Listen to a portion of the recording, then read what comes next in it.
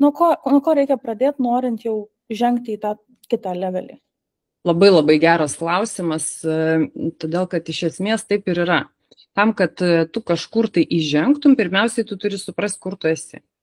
Vienareikšmiškai. Tu negali kažkur tai eiti, ne? Tai čia bet kokiam versle, nebūtinai ir grožio srity, visur vyksta tas pats. Pirmiausiai, tu turi pasidaryti savo auditą. Tiesiog paprastai gali pats pasidaryti, ne? Pasižiūrėti, kiek pas tave yra dabar klientų, kiek tu nori, kad būtų tų klientų, kokią kainą tu dirbi, ne? Išsigryninti savo vertės, ką tu gali duoti savo kaip meistrui, ką gali duoti iš tikrųjų klientams savo. Pasidarius auditą, labai svarbu pasižiūrėti, koks tas klientų galų gale grįžtamumas pas tave, ne? Ir tarkim, irgi tą išsianalizavus, nežinau, galima per labai daug būdų. Tie, kas, pavyzdžiui, dirba visiškai savarankiškai kaip meistrai, sakys, aš neturiu galimybių. Galima programėlių kažkokių tai pagalba pasižiūrėti, koks pas tave yra grįžtamumas. Jeigu jau tu visai nieko neturi, tiesiog tu paklausk savo kliento, ne? Aš tikrai pati kažkada tai irgi pradėjus dirbti su mentorium, pasidariau tokį mažą sąrašiuką, kad galėčiau savo kliento apklausti, kodėl tu lankaisi pas mane. Kodėl pas mane, kad aš žinočiau, kurioje vietoje yra mano stiprybės, tam, kad galėčiau tai ištransliuoti visur. Socialiniuose tinkluose, kitiem klientam. Labai dažnai, žinot, mūsų meistrai, jie tokie kaip iš labai geros intencijos, bet jie tokie kaip pelkiai. tą patį daro kiekvieną dieną, nieko per daug nekeičia, galvoja, kad yra pakankamai profesionalus, bet taip bijo paklausti klientų.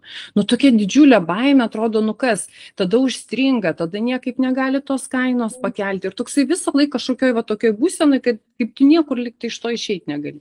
Tai atsakant į klausimą, nuo ko pradėti, tai pirmiausiai reikia pasižiūrėti, ką aš šiai dienai turiu, ne? Ir tada pasižiūrėti, kur aš norėčiau būti. Ne? Ir tada susidėlioti tos mažiukus žingsnelius, kaip aš galbūt galėčiau iki to ateiti. Ir nereikia užsikelti kažkokių tai super didelių tikslų. Labai paprastai kartais reikia tiesiog 1, 2, 3 tikslų, kur aš noriu įgyvendinti metų bėgį. Bet tikslingai tada einu link jų, nesiblaškau ir nežiūriu, kad ten kažkas socialiniuose tinkluose taip ir taip daro. O tas, tai žiūrėk, jau pakėlė kainą, o aš ten negaliu pakelti. Iš vis labai blogą įtaką daro žiūrėjimas, kaip daro kiti. Taip, tu esi unikalus meistras, tu turi suprasti, kad tokio kaip tu daugiau nėra, niekur visam pasaulyje, ne. Tu turi ieškoti, kurioje vietoje tu esi stiprus. Ir tada iš tikrųjų iš vis nesvarbu, nei kokia laukia situacija, nei kokia konkurencija, nei kad ten 20 salonų aplink tave yra atsidarę. Niekas yra nesvarbu, kai tu žinai, dėl ko pas tave eina klientai.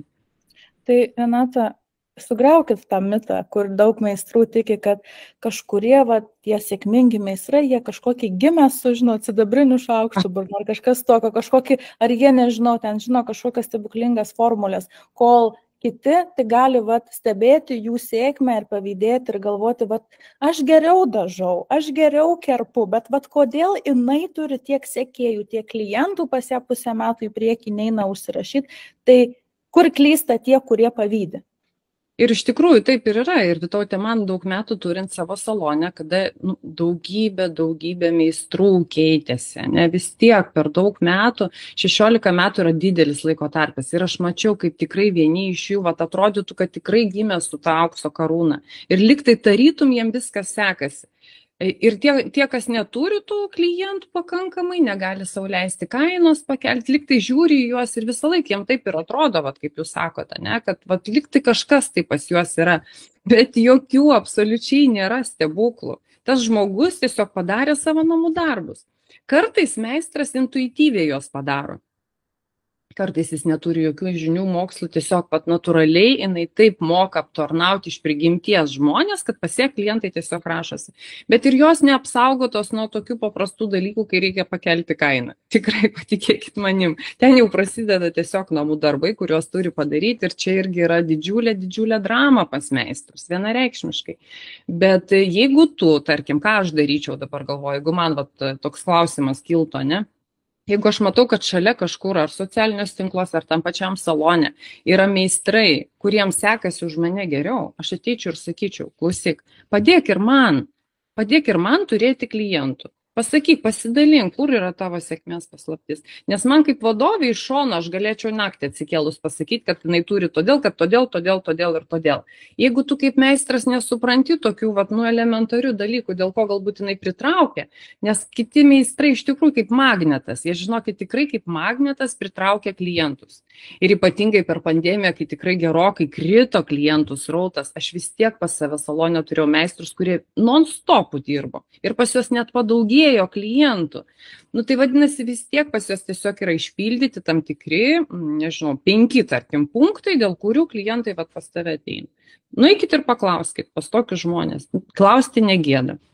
Aha, klausti negėda, bet man atrodo, pas daugumą meistrų yra baimė pasirodyti, kad tu esi kažkoks prastesnis. Tarkim, jiem visiškai yra okei eiti ten, mokytis kažkokio naujo dažymo, kažkokios technikos, bet kas liečia klientų pritraukimą arba kaip ten man vystyti grožio verslą, jau jiem tai atrodo kažkoksai tabu ir neduok dievą, aš prieš kitą meistrą pasirodysiu, kad aš kažko nežinau. Tai ir jūs su tuo susidurite? Taip, aš sutinku visiškai. Tai jeigu tu negali nueiti kito paklausti, tada iki asmeninės konsultacijas, ieškok specialistų, ieškok kažkur tai, kur natūralu yra, kad tu klausi, tau atsako, Taip, tai jeigu tau taip yra iš tikrųjų gėda. Ir čia nebūtinai grožio meistram, žinokit, apskritai, jeigu mes kalbam apie specialistus, kurie aptarnauja klientus, ne, tai tu įsivaizduok, tu visą dieną nuo ryto iki vakaro gyveni paslaugą. Taip yra, tiesiog natūraliai taip jiems gaunasi, niekas nieko nedaro, ne dėl to, kad žinau, bet nedarysiu, ne. Nedaro, nes nežino. Mes Lietuvoje apskritai neturim verslumo mokyklų, mes neturim nei vienoje mokykloje kažkokių stiprių pagrindų, kur mus mokintų, ką daryti su ta kaina, ką daryti su savivertė, kaip pasiekti didesnį klientų skaičių, kaip vystyti socialinį. Nėra, suprantat?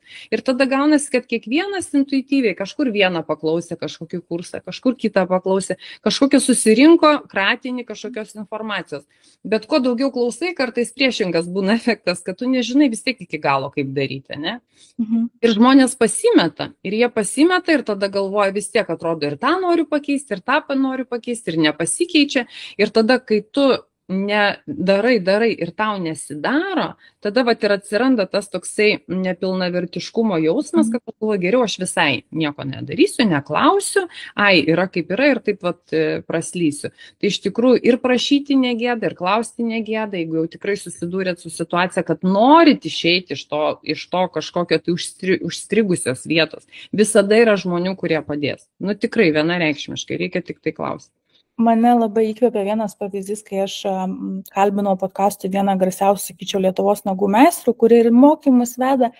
Ir jinai pasidalino, kad kai jinai keitė saloną ar darbo vietą, automatiškai nubyrėjo klientai ir jie reikėjo susirinkti naujus. Ir jinai visiškai nepasididžiavo savo klientų paprašyti, kad, žiūrėk, gal gali mane rekomenduoti, jeigu tau patinka mano paslaugos. Tai man buvo taip nuostabu tai girdėti, kad tokio lygio meistrai, dirbantis jau labai ilgą laiką rinkoje, jiem karūna nenukrenta, ar ne? O kiti beprotiškai bijo. Tai, Renata, ar jūs dažnai sakote, ar ne, kad jeigu tu susidėlioji savo gerą sistemą, savo tos namų darbus, visiškai nesvarbu, kas dedasi už lango, visiškai nesvarbu pandemija, ne pandemija, tai ar tiesa, kad meistro didžiausia vertybė yra jisai pats?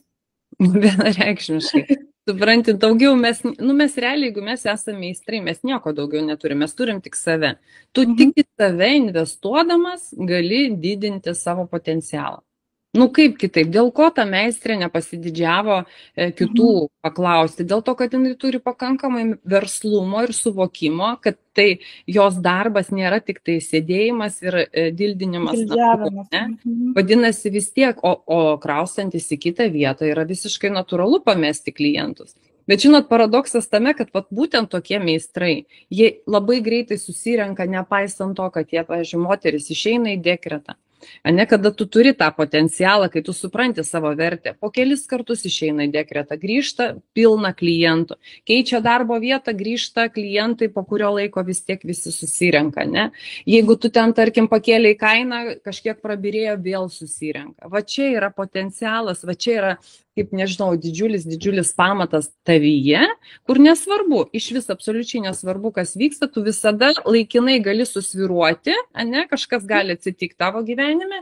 Čia kaip medis, žinai, jeigu pas tave geros tvirtos šaknis, tai iš esmės joks uraganas tavęs ten nenulauš, nežinau, kas turėtų būti, ne. O jeigu šaknis tokios, žinai, patraukinėjusios, kažkur kažkas įvyko, atsitiko ir tada žiūri, kad jau tu visas toksai, jau žinai, esi nereikalingas, iškrenti iš rinkos.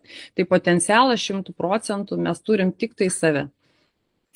Tai kaip šitoj gausybėj grožio meistrų, ar ne, kur pilnos grupės, siūlau grožio paslaugas, darau nagus Vilnių ir taip toliau, kokius klausimus jūs liepėt užduoti savo meistrams, kad jie patys save pamatytų? Kad jie patys save pamatytų iš šono, kaip kad klientas juos mato, bet kaip jūs klausėt savo klientų, kodėl tu pas mane grįžti. Tai kokie galbūt yra kertiniai 3 klausimai, kad meistras galėtų atsitraukti ir pats savo save, pasiūlyti, ar ne, pats savo pamatyti savo vertę iš šono.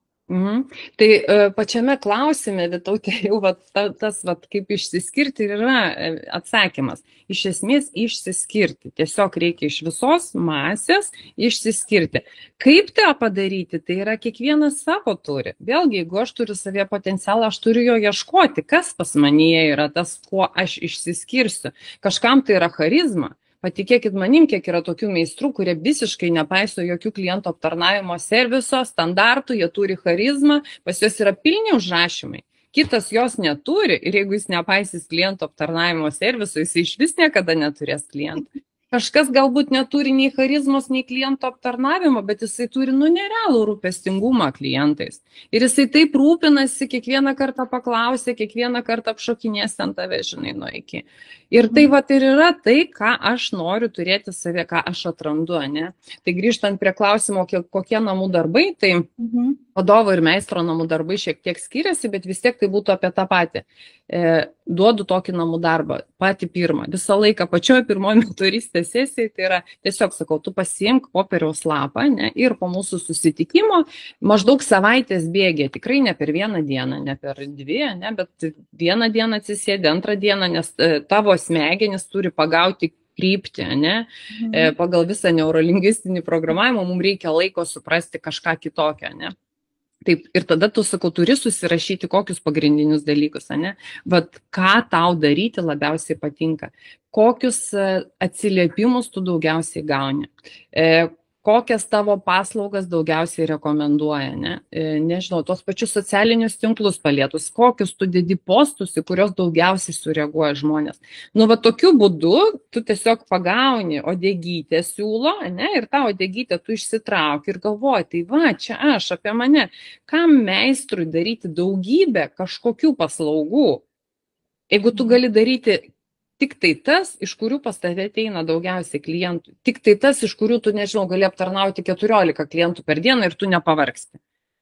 O kiek yra tokių meistrų, kur ateina, sako, ir to nenoriu daryti, bet Renata, jeigu aš nedarysiu, taigi aš neuždirbsiu. Ne, pasaulio logika, žinokit, ir visatos dėsniai taip neveikia. Reikia daryti tai, ką tu mėgsti labiausiai, nes ten yra didžiausia energija. Ten yra didžiausias kaifas, didžiausias malonumas, didžiausias tavo potencialas, pasaulis taip sukurtas, ne? Ir ten tu pritrauki daugiausiai žmonių, ir ten tu pats gauni daugiausiai.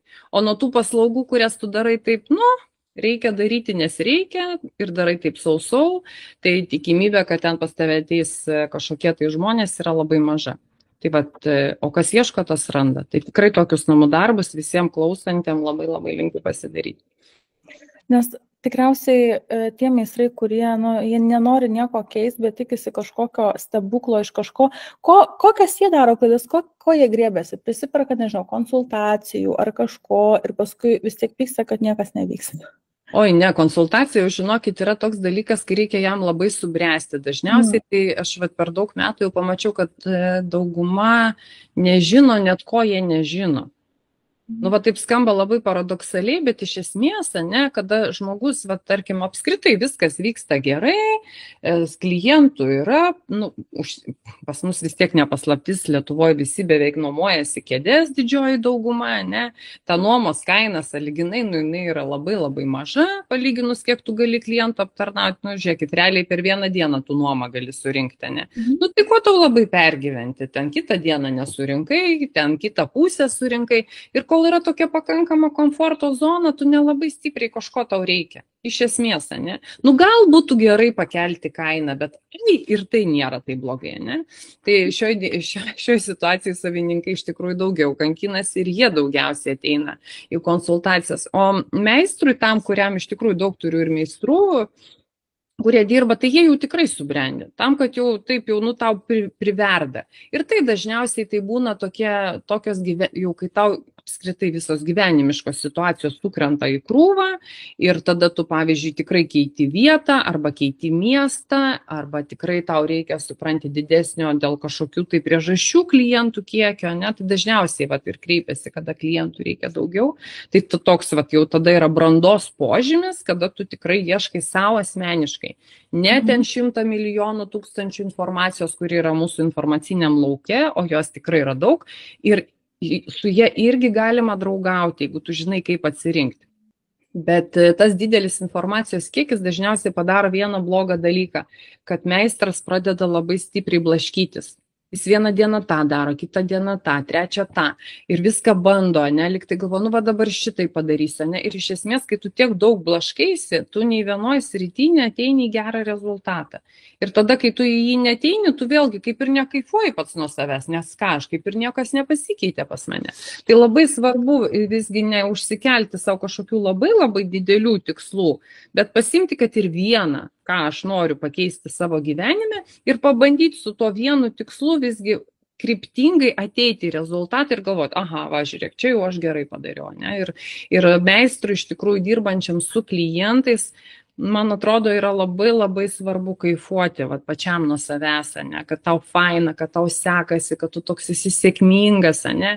Nieko nėra blogiau, kaip žiūrėti į socialinius tinklus, kaip visiems kitiems sekasi ir galvoti, koks aš esu loseris, ne? Mhm. Jūs taip užsiminėt dėl to procento ir nuomos ir aš pat, kaip pirmą kartą mes susirašėm, aš sakiau, Renata, kas čia vyksta, papasakok. Taip. Ir tikrai manot, kad va, šitie metai bus kažkokie galbūt lūžio metai, kad visi, nu ne visi, bet dauguma jau pradeda grįžti prie to procento modelio darbo, papasakokit šiek tiek. Dauguma tikrai ne, bet tikrai ir aš lygiai taip pat matau, kad ir grupėse visur yra gerokai didesnis suaktyvėjimas darbui procentų ir kas irgi yra labai logiška, nes ateina nauja karta specialistų. Kaip pavyzdį pasakysiu, viena iš profesinių mokyklų vedžiau mokymus ir po to nuėjau susipažinti su direktorė ir direktorė man sako, Renata, sako, 3 metų specialistai neišėjo į rinką. O mes juk žinom, kad meistras jis per vieną dieną netampa specialistą, jam dar paskui kokia ilga kelionė gavosi. Ir dabar žiūrėkit, tokia meistrui, kuri mokykla mokina, jis neturi jokių pagrindų. Salėj buvo 94 vaikai, nu, vat, ne, jau tie, kurie mokosi profesiją. Aš jų paprašiau pakelti rankas, kiek iš jų veda socialinius tinklus. Tai 3 pakėlė rankas. Tai tu įsivaizduoji, ką daryti tokiam specialistui, jisai nieko nežino šitoje rinkoje. Nu taip, jis gaus kažkokius 50% rinkoje reikalingų ten profesinių įgūdžių. Verslumo gaus gal 10%. Ir ką jam daryti, jis ateina į nuomą, ne, kurioje jam reikia viską susimokėti už kosmetiką, už priemonės, už kėdės nuomą, susimokėti mokesčius. Ne, ir iš esmės klientų jis neturi, ką jam daryti. Ne. Tai tokiu atveju tokie specialistai ir nebūtinai ką tik baigė. Galėčiau pasakyti, kad 5 netgi metų bėgė, jau net 2, 3, 4 metus pasiblaškė, pamatė, kaip iš tikrųjų yra sunku surinkti klientūrą, irgi ieško jau procentų, nes tada daug saugiau, ne? Tu ten neuždirbsi, gal ten iškart labai daug, bet tu ir neinvestuosi tokio kiekio resursų, finansinių, tam, kad uždirbtum kažką. Tai labai logiška ta tendencija, kurią dabar matau ir žiūrėsim, ką jinai pavirs. Galėčiau tik pabrėžti, kad tai yra nereali galimybė salonų vadovam. Tikrai vienareikšmiai. Jeigu tikrai tokį gerokai ilgą laiką neranda specialistų, tai čia tiesiog reikia prisimti atsakomybę, duoti kažką tam meistrui daugiau negu tik tai darbo vietą ir tokius specialistus galima tikrai pasiimti iš rinkos laisvai. O kaip dabar žiūrint iš savininko pusės, ar ne, daug savininkų verkia, kad tie gerieji meistrai, kurie turi ir savo klientūrą ir patirtį, jie vis dar taip abejingai žiūri, jie nenori eiti į tą procentą, jie priprato prie savo laisvės, prie savo, kada noriu, tada dirbu. Ir ką galima, kaip tą meistrą prisivilioti? Ką jūs patarėt savininkams? Nieko. Visiškai nieko nepatarsi, todėl kad pats vadovas nesupranta dažniausiai skirtumo tarp procento ir nuomos ir ką jisai vienoj situacijai gali daryti ir ką jisai gali kitoj situacijai daryti. Tai jeigu nesupranta dažniausiai kaip vadovas, nes vis tiek pas mus Lietuvoje dažniausiai yra kokia situacija. Meistras įsikuria savo darbo vietą, ne, o visą kitą išnuomoja, kad tos išnuomotos darbo vietos padengtų, jisai kaip ir dirba. Viskas kaip ir logiška.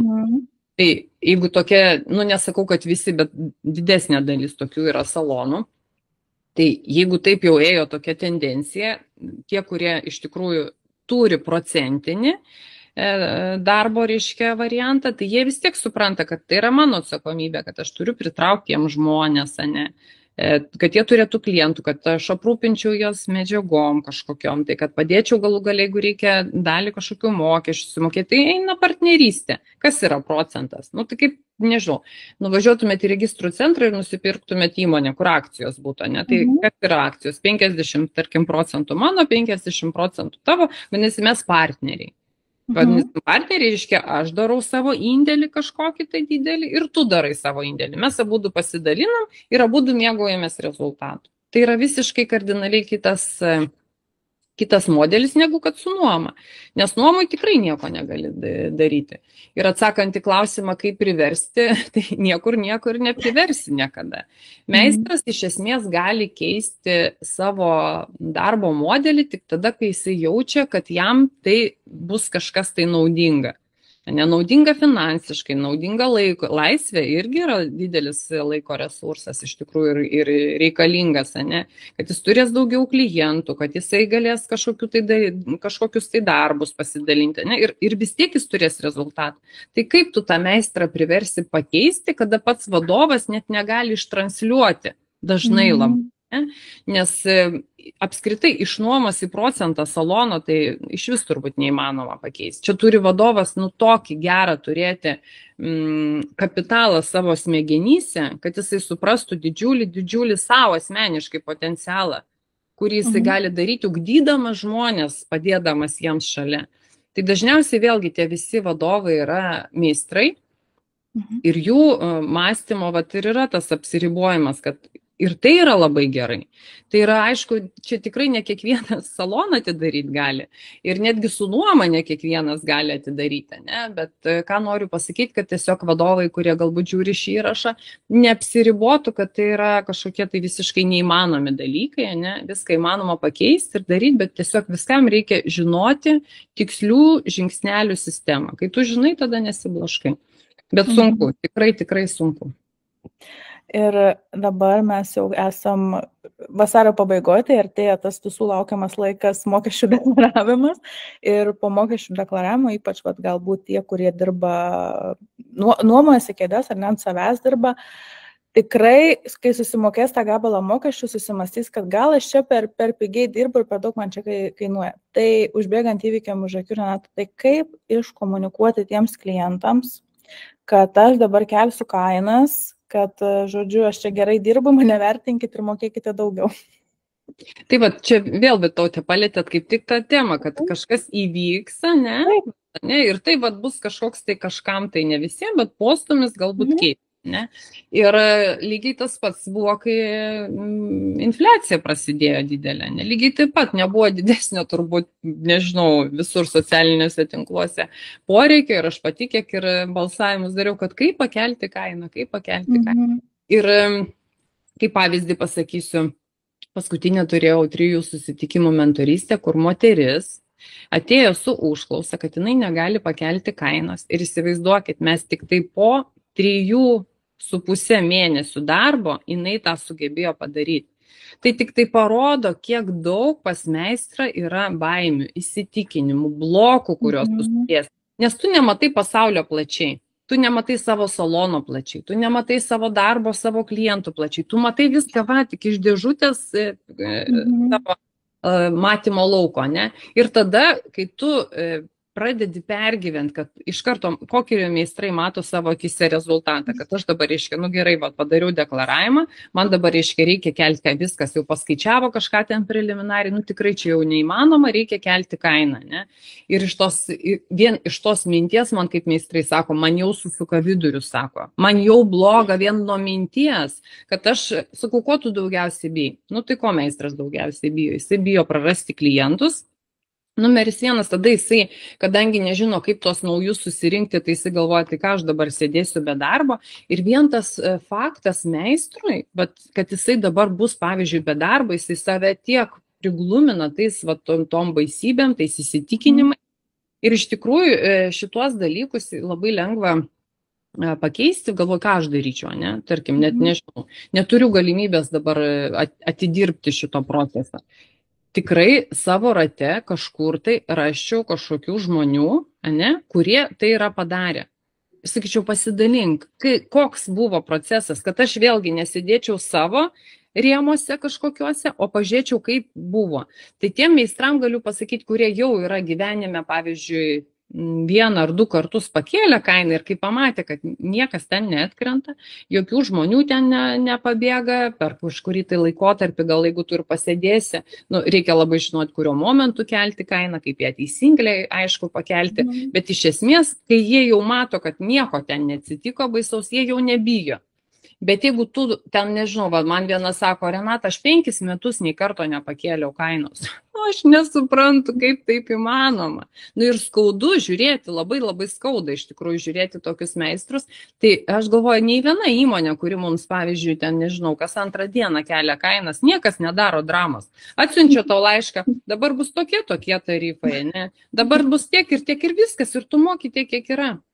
O kadangi meistras pats ima pinigus, pavyzdžiui, ne, tai jam va šitoj vietoje yra labai sudėtinga. Tai netgi pas mane administratorė, pavyzdžiui, būdavo visą laiką taip, aš turėjau meistrę vieną, kuri niekaip negalėdavo pakelti kainą. Nudirbdavo tobuliausiai iš viso salono, didžiausia patirtis, daugiausiai iš tikrųjų klientų, geriausiai aptarnauja, pigiausiam kainom dirba. Nu, žinot. Svajonė. Jo. Kliento svajonė. Jo, tai va tikrai kliento svajonė. Tai viskas sprendimas buvo, kad tu kainų niekada neimi, niekada neįvardini, klientai, reiškia, kainas ima tik tai administratorė. Tai yra sprendimas, ne? Bet ką daryti, kai nėra administratorės, ne? Kai viskas yra ant tavęs, ne automatiškai, tai tada tu ir turi suprasti, ne? Tai va pasikalbėti su žmonėm kažkokiem, supranti, surasti kažkokius tai išėjimus iš to psichologinio, va tiesiog tavęs stingdančio dalyko. Aš pati, žinokit, kai pradėjau prieš 4 metus vesti konsultacijas, aš, pavyzdžiui, nežinojau, kaip tiksliai tą daryti, labai bijojau. Ir ką aš dariau, kadangi daugiausiai klausimų buvo apie tai, kuo skiriasi procentai ir nuoma, kaip pasirinkti, tai ką aš dariau, aš apklausiau daugybę meistrų, sakau, pasakyk, pliusai, minusai ir ką tu darytum kitaip. Aš tada sužinojau ir galvoju, ir man jau nebe tai baisu, ne? Tai bet ką tu nori pakeisti, ar tai būtų kaina, kurią tu nori pakeisti, ar tai būtų, nežinau, procentas, ar tai būtų nuoma. Nu tiesiog pasižiūrėk, aplinkui tave tikrai yra žmonių, kurie tai yra padarę. Paklaus, kaip jie tai padarė. Taigi nieko nekainuoja visiškai, ne? Tai grįžtant prie kainos, dar vieną tokį dalyką labai noriu irgi pasakyti, kad kaina yra statistiniai duomenys, kad 86% klientų visiškai sutinka mokėti brangesnę kainą už tai, kad kažkas jam bus daugiau naudinga. 86% tai yra kolosaliai dideli skaičiai. Ką tai reiškia? Kad klientui apskritai jisai neprisiriša prie kainos. Kiti statistiniai duomenys irgi sako, tik 10% klientų apskritai apsisprendime dominuoja kaina. O mūsų meistram kažkodėl tai visiems atrodo, kad pas juos ateina klientai tik dėl kainos. Jie pamiršta, kaip gerai jie dirba, jie pamiršta, kokias jie paslaugas darė, pamiršta, kiek laiko jie investavo, kad pasiektų tokį ir tokį rezultatą, kad jie šitoj paslaugoje yra kažkokie geriausi. Jų savivertė, pavyzdžiui, kai liečia kainos kelimą, tiesiog visiškai nukrenta ir jie pas juos yra viskas, tik tai kaina tada. Bet taip nėra. Reikia galvoti tiesiog, kad tai nėra tai, apie ką galvoja klientas. Bet tarkim, jūs sakot, klientas priims gerai tą žinią apie didesnę kainą, jeigu atrasit, ką jam papildomo pasiūlyti tą kainą. Bet kiek aš, pavyzdžiui, esu susidūrusi, tai meistrai tiesiog, jie paskelbia, kad kelsiu kainas po mėnesio, kam tinka vos ne, ateikit, kam ne, viso gero. Tai ar toksai požiūris yra geras, tiesiog, kaip tos, kaip jūs sakėte, nežinau, elektros bendrovės, ar kas tiesiog informuoja ir jūsų pasirinkimas, ar visgi gudresnis ėjimas būtų užbėgti įvykiam už akių ir sakyti, kad, nuo šios dienos keliu kainas dėl tokių priežasčių, bet, ten, nežinau, seniems klientams ten galbūt galios ten nuolaida, kažkas tiesiog. Jo, iš karto atsakant, kad seniem klientam nuolaida, tai ne, jeigu jau tu keli, tai tu jau nedarai jokio nuolaidų. Kada meistras išsigrynina, pirmiausia apie save, apie savo potencialą, pradeda galvoti, kurioje vietoje, nes tik nuo to reikia pradėti vienareikšmiškai, kurioje vietoje jis yra geriausias ir kai jis pradeda, nuima fokusą nuo kliento į save. Tu tik tai į save turi dėti fokusą, tavo dėmesys tik tai čia turi būti, kas tu esi per specialistas, ne? Visa kita natūraliai susidėlioja, suprantat? Modelių, kaip teisingai pakelti kainą, yra šimtai. Nėra nei vieno teisingo, todėl kad ir meistrai yra skirtingi visi, suprantat. Vienas parašo žinutės, kitas asmeniškai perspėja, vienas sako, koks čia sezonas turėtų būti. Ta prasme, čia ne tame esmė visiškai, nei kokiu tu sezonu kelsi, nei ar tu vakare išsiųsi žinutę, ar tu ryte išsiųsi, ar prieš paslaugą, ar po paslaugą, kiti ten manipuliuoja, sako, aš vos ne paskutinę minutę parašau, kad nespėtų ten susirasti kito meistro. Tai kaip tu savim iš tikrųjų kaip specialistų nepasitikė, kad pas tai tiek daug manipuliacinių mechanizmų. Nesvarbu, kaip kelsi kainą. Tiesiog ją reikia kelti ir taškas. Ir gal jūs, nežinau, procentaliai nesat išsivedus, kiek tų blogųjų klientų atbyra? Jo, yra, ir čia ne tik aš išsivedus, čia yra irgi visa statistika ir visos verslo mokyklos tai yra apskaičiavusios, tikrai galiu pasidalinti su meistrais, kurie planuoja tą daryti. Tai statistika yra tokia, kad 20% pakėlus paslaugos kainą atkrenta 20% klientų. Aš su visais savo meistrais esu skersai išilgai perbandžius tą statistiką, jinai visada tokia. Jinai gali būti mažesnė, ne 20, o 10. Tikrai pas tokius labai labai gerus specialistus, jeigu jie pradeda kažkada patikėti savim, kad jie tokie yra, tai ir 10% atkrenta. Kitas dalykas, visai neseniai kalbėjau su meistrė, kurį įsivaizduokit, koks kritinis momentas. Jinai keičia iš mikrorajono visiškai ten, nežinau, priemiesčio į centrą, įsivaizduokit, tada jinai plus per tą laiką, kol keičia tą darbo vietą, jau įsikuria, išeina su 3 vaiku į dekretą, dar 2 maži ir 3, ir dar plus sako, viskas, centre kaina didesnė, aš turiu kelti kainą. Tai nauja vieta, dekretas, motinystė, reiškia laikas ribotas ir plus pakelta kaina. Atspėkit, kiek pas ją atkrito klientų. Tie patys 20%. Tie patys 20 ir dar jinai man labai labai frazę gerą pabrėžė, sako, Renata, iš tų 20, kur atkrito, dar kokių 10 sugrįžo. Taip? Pabuvo kažkur kitur. Taip, ir grįžo. Tai ką reiškia? Tai reiškia, kad meistras tiki savim. Tai verta tikėti savimi. Tai iš to, ką mes šnekam, kažkaip man gryninasi, kad meistrai labai daug bijo apie visokius ten, pinigus, mokesčius, klientų pritraukimą, kai iš tikrųjų didžioji dalis jų baimių yra labai psichologinės ir labai susijusios su nepasitikėjimu savimi ir, sakau, to tokio kliento kaip baubo sukūrimu, kad tas klientas, jisai, žodžiu, tik tai pigiai mokės ir išeis. Tai kaip jūs paramina tuos meistrus, kurie tokie jau nusivylę, perdegę, jau atrodo nieko nenori, nors jūs į jį žiūrėdama matot, kad tai žmogus su 15 metų patirtim. Taip. Tiesiog vertybė. Tai kaip tokį tai dažniausiai mato? Bet Vytautė, taip ir yra 100%. Dažniausiai pirmas mano susitikimas, tai yra dažniausiai pas žmogų nukrenta žandikaulis iš to suvokimo, kad tai pagaliau aš ryškiai nežinau, plintuso vertas. Lūzeris, jo. Tai iš tikrųjų išsitiesina tie pečiai, žmogus tai pradeda visai kitaip ir tada visiškai kitas tas, žinai, atsiranda matymas vienareikšmiškai.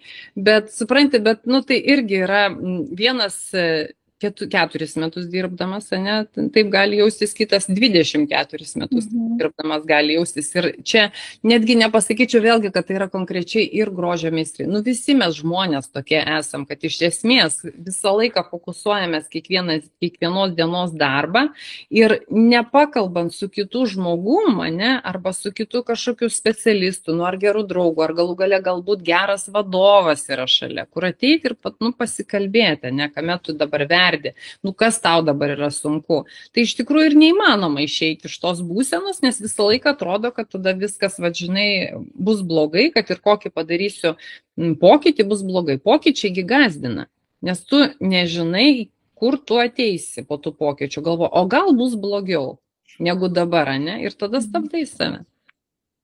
Tai pabaigai, Renata, iš jūsų tokio noriu, nežinau, gal padrasninimo, galbūt ir vis tiek jūs ir konsultuojate, tai kokiais klausimais jūs galit padėti, ar ne? Tarkim, pas jūs kreipiasi meistrai, tai su kokiu aš, kaip meistras, galiu ateiti su kažkokia užduotim, kad žinočiau, kad pas jūs tikrai gausiu vertingą informaciją, jūsų patirtį ir tą nuraminimą, taip, išsvajotą.